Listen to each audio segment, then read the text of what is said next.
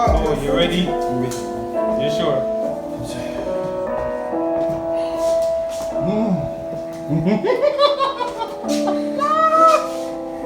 Oh my God! Marcus, you're enjoying this, yeah? Isn't it? It's him. He's doing it the most ease, bro. Yeah, boy, this is my job, you know? This is my job. Welcome, beautiful people. In English, should I say hello? Alright? Listen, here's the vlog. Welcome to the vlog. As promised, I told people I'm going to release the vlog to explain to people the real reason why I cut off my dreads. Okay? So when I was thinking about content for this vlog, initially I thought to myself, let me give you 5 reasons as to why I did it. But then I thought about it. 4 of the reasons were really insignificant. Alright? There's only one real reason why I cut my dreads off. Only one. Yeah? And that is, I became disillusioned by what I was experiencing in the corporate world. I mean, the discrimination, the stigma attached to dreads. Listen, it got way too much. I fought the good fight for as long as I could fight it, and I let it go. So I'm going to give you a brief history as to why I grew my dreads and the whole process of getting into the corporate world. So I started off growing my dreads, when was it, like 2007? Well, I started growing my hair in 2007, started dreads in 2008, all right? I started off because I was inspired by this gentleman over here, Sebastian Chobal. All right, listen. At the time, it was about the time of the Rugby World Cup. You know, Sebastian Chobal was the pin-up star, that big grizzly beard, long hair. Listen, epic look. I decided, yo, I'm growing my hair. All right, and on top of that, he was voted one of the sexiest men on the face of the planet, and I tried to emulate. All right. So not long after that, not long after growing my hair, my mum suddenly just passed away. All right, and I found myself in a position whereby I had to get a job. All right, but thank God I had family who were already in the corporate world, and they assisted in getting me my foot in there. All right, so I got my foot into the corporate world, and I decided, listen, do you know what? I want to start progressing here. All right, so as I began to try and progress, on the first occasion of having my first full interview with dreads, I encountered discrimination. I'm telling you. So at the time, my cousin was already working for this company, and they didn't know my cousin was working for the company. All right, you know how we Nigerians do. Okay, so initially he brought me in. You know, he was about to leave immediately, and they needed a replacement ASAP. So the position became available, and I went for the interview. All right, so my cousin's already briefed me on the whole role, everything. I know everything about this role. All right, so I've gone in, and on this occasion, I've had the interview with the HR manager. Okay, because the hiring manager was off sick. So I've had the interview with the HR manager, and I've literally bamboozled her. I mean, I've got her eating out of the palm of my hands, you know what I mean? So from there, I knew. Once I left the interview, I knew I had the job. I knew, I was convinced, okay? And my cousin confirmed it to me. He said that the HR manager said, listen, I was amazing, so on and so forth, and they were ready to offer me the position. But a few days later, the hiring manager returns, all right? She's come back from her sick leave, and she says, listen, all right, I've heard all these great things about this guy. I want to see him personally, all right? So they brought me in for an informal chat, all right? So I've had the interview, and I've left, and I've shook the lady's hand, and I've left the venue, all right? So my cousin called me not long after and says, Alex, listen, mate, you ain't getting the job. All right, you're not getting a job, Alex. Here's what's happened. Apparently, when you shook her hand, you winked. Now, first of all, you need to see how this woman looked. All right, I wouldn't have winked up from this year. All right, and then secondly, she said, "Oh, and his dreads were down to his bum, down to his bum, down to his bum." All right, I'd only been growing my hair for literally about a year or two.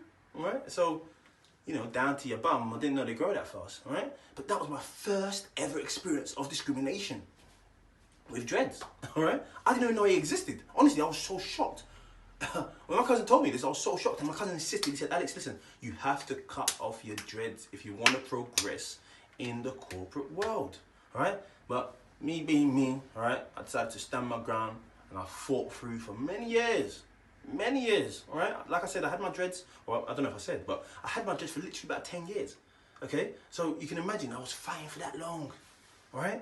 And as the years went by, all right, the occasions of discrimination increased, all right? I was called, listen, I've been called the predator. Like, if you don't know who the predator is, here he is, all right? I've been called the predator, I've been called... one of my senior managers, we've related. He knew who I was. He knew I was a manager. And he came to me one day. I don't know what he was thinking in his head. He was probably drunk. Right? And he came to me and said, this must be one of our security guards.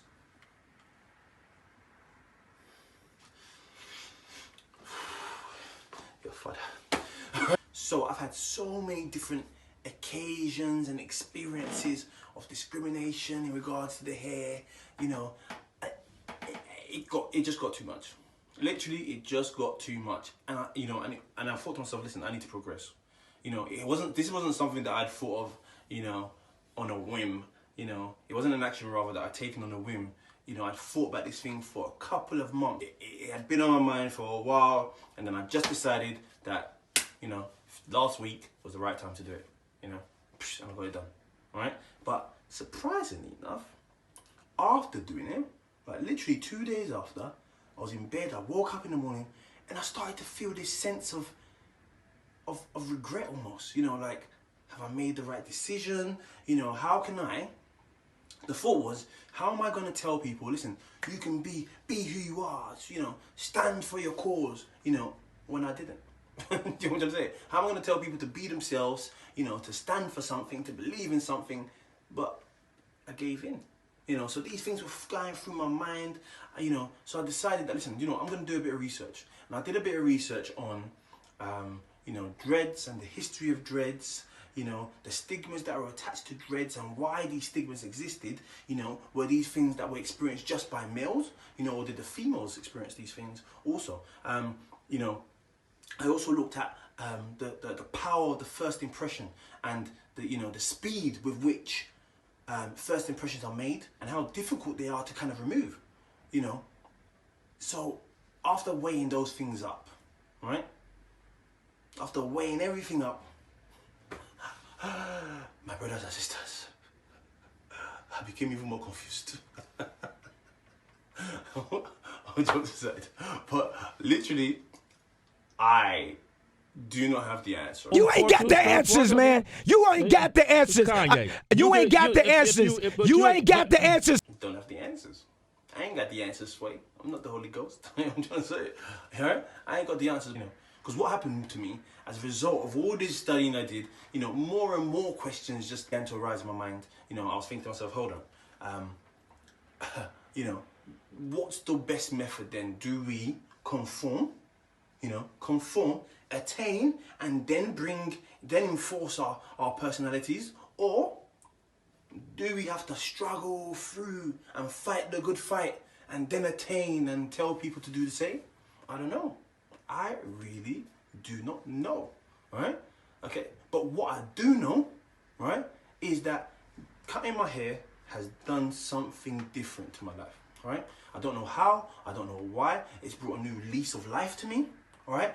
I'm more driven than before, all right? I'm so excited for the projects that I'm starting now. I'm so excited for, you know, the new things I'm going to be doing, okay?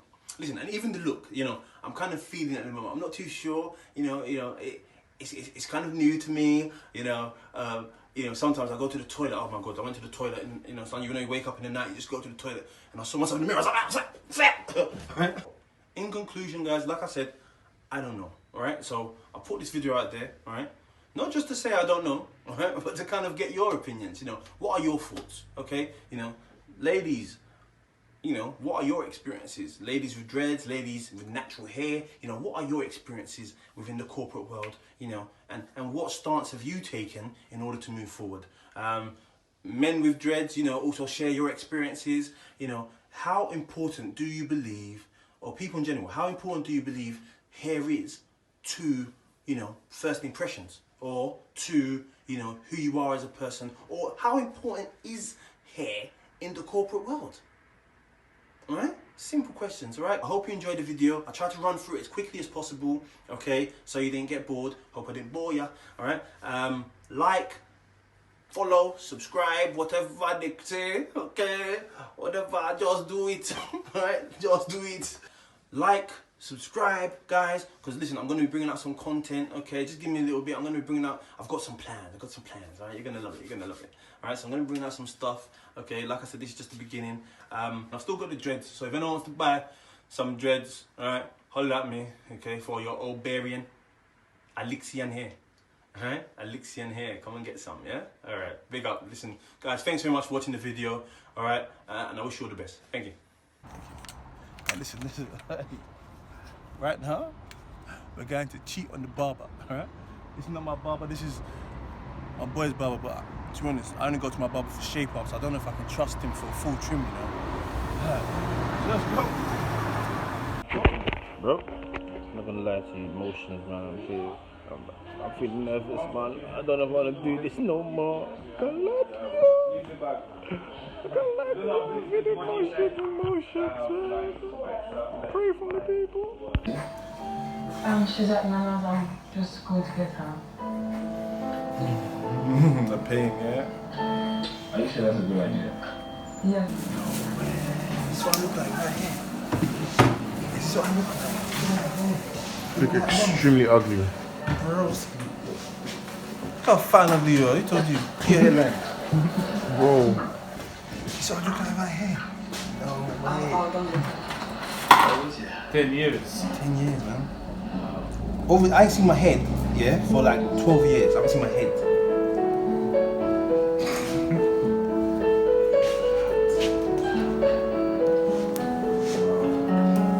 That's mad. Just cry the tears you want to cry the cry you want to cry. Because you make me someone new. Why would you make me someone new? You know I feel like someone new. You know I'm feeling like someone new. You know I feel like someone new. You know I'm feeling like someone new. You know I feel like someone new. Oh damn, man can't even do Jamaican no more, you know? Them dreads are gone.